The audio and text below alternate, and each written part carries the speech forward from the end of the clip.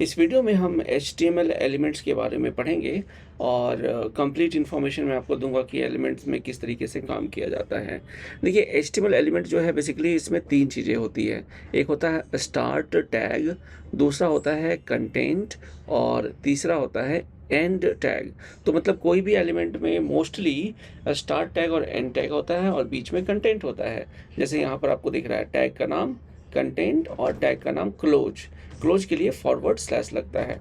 यहाँ एक एग्जांपल है, H1 हमने टैग नेम स्टार्ट किया, H1 को क्लोज किया और इसके बीच में इसका ये कंटेंट आ गया। तो इस पूरे लाइन को हम कहते हैं एक एलिमेंट। कौन सा एलिमेंट होगा? ये होगा H1 एलिमेंट। ये वाला क्या होगा? ये होगा पैराग्राफ एलिमेंट। ठीक है, और अब हम बात करते हैं कि एलिमेंट तो आपको समझ में आ गया। जो एलिमेंट्स होते हैं उनको हम नेस्ट भी कर सकते हैं। नेस्टेड HTML एलिमेंट मतलब एक एलिमेंट के अंदर दूसरे एलिमेंट को हम नेस्ट कर सकते हैं। जैसे कि HTML एलिमेंट हमारे पास है फॉर एग्जांपल। अब इस HTML के अंदर हम कौन से एलिमेंट्स नेस्ट कर सकते हैं? इसके अंदर हम बॉडी को नेस्ट कर सकते हैं। बॉडी के अंदर फिर हम उसको H1 डाल सकते हैं, P डाल सकते हैं, और अगर हम चाहे तो एक एग्जांपल मैं आपको बताता हूँ। चलिए एक एग्जांपल मैं आपको बताता हूँ। और यहाँ आप देखिए, ये जैसे कि हमारे पास P एक पैराग्राफ है।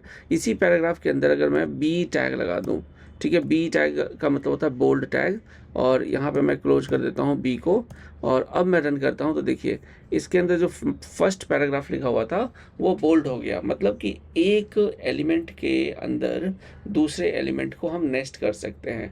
ओके, तो this is called nested HTML elements. अब हम बात करते हैं, नेक्स्ट हमारा है never skip the end tag. Normally देखिए मोस्टली जितने भी एलिमेंट्स होते हैं उसमें स्टार्ट टैग भी होता है और एंड टैग भी होता है। लेकिन कुछ टैग्स ऐसे होते हैं, कुछ एलिमेंट्स ऐसे होते हैं जिसमें स्टार्ट टैग होता है। तो जब भी हम ऐसे एलिमेंट्स पे काम करें जिनका एंड टैग ज़रूरी है तो उसको स्किप मत करो। मतलब कि अगर बॉडी यूज कर रहे हो स्टार्ट बॉडी, तो क्लोज करना ज़रूरी है।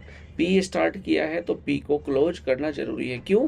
क्योंकि वो आपके ऐसे एलिमेंट्स हैं जिनका क्लोजिंग टैग होता है।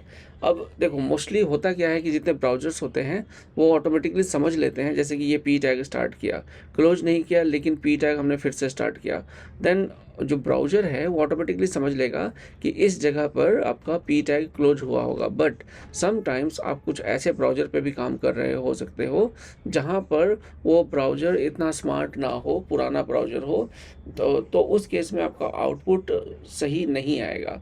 तो इस कारण से हम कहते हैं, जैसे यहाँ पे सही चल रहा है बिकॉज आपका सफारी ब्राउज़र स्मार्ट है।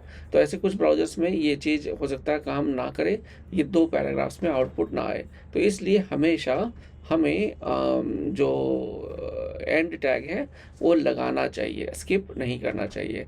और कुछ एम्प्टी HTML एलिमेंट, जैसे मैंने बताया था, BR टैग जो है वो एम्प्टी एलिमेंट है, HTML एलिमेंट है। क्यों? क्योंकि इसको BR से हम क्लोज नहीं करते।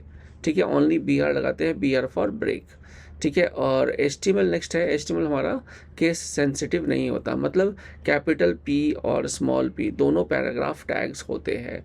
लेकिन W3C रिकमेंड करता है कि हमें लोअर केस में HTML को यूज करना चाहिए। तो आप भी कभी भी किसी भी एलिमेंट को यूज करो, HTML body, H1 H2 P tag, paragraph tag, bold tag, strong tag, कुछ भी यूज करो तो आप उसमें स्मॉल कैप्स ही यूज करना, लोअर केस में सारे टैग्स को लिखना।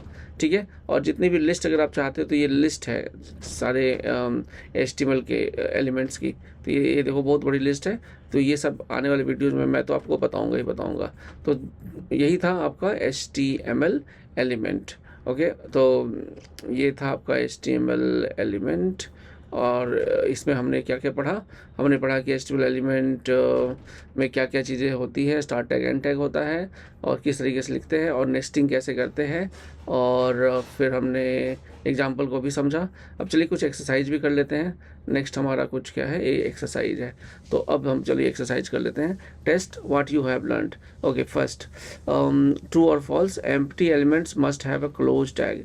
नहीं, एम्प्टी में क्लोज नहीं होता, मस्ट हैव अ क्लोज, तो ये हो गया फॉल्स। इसको मैं करता हूँ submit, correct answer. Next question में जाते हैं। Insert the correct end tag, H1 start है तो H1 क्लोज कैसे होगा, /H1 और ये ब्रैकेट, ये वाला एंगुलर ब्रैकेट। अब इसको करते हैं सबमिट, ये भी सही है। नेक्स्ट हमारा है insert the correct tags and H4 start हुआ तो यहाँ पर H4 बंद होगा, सिंपल है, ओके। और यहाँ P टैग स्टार्ट हुआ है तो P बंद होगा। और फिर यहाँ पर ये बॉडी स्टार्ट हुआ था तो बॉडी जैसे जैसे स्टार्ट हुआ था उसी उसी मतलब तरीके से ये बंद भी होगा, मतलब कि यहाँ बॉडी पहले बंद होगा फिर HTML बंद होगा, ठीक है। तो ये देखो HTML मैंने बंद किया और फिर मैंने सबमिट किया, ये भी आपका सही है गया, ठीक है। अब हम चैलेंज पे जाते हैं, देखते हैं क्या चैलेंज है।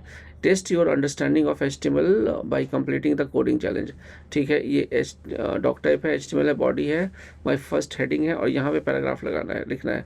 तो पैराग्राफ के लिए हम लिखेंगे P टैग और क्या लिखना है, माई फर्स्ट क्या paragraph, PARAGRAPH full stop, P को क्लोज कर दिया, चेक कोड किया आपका, नाइस स्टार्ट, कीप गोइंग।